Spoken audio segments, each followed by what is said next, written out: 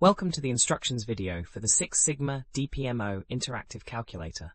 This tool helps you calculate defects per million opportunities and determine your process sigma level, essential metrics for quality control and continuous improvement in manufacturing and service industries. To use this calculator, you'll need three key inputs. First, enter the total number of defects found during your inspection or quality check. Next, input the total number of units that were inspected or produced. Finally, enter the number of opportunities for defects per unit, which represents how many potential defect points exist in each item.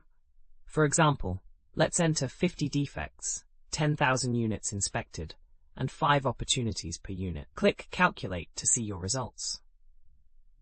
The calculator will display your DPMO value and the corresponding sigma level, helping you understand where your process stands on the Six Sigma quality scale. We have thousands of other free engineering calculators on our website. Head over and check them out.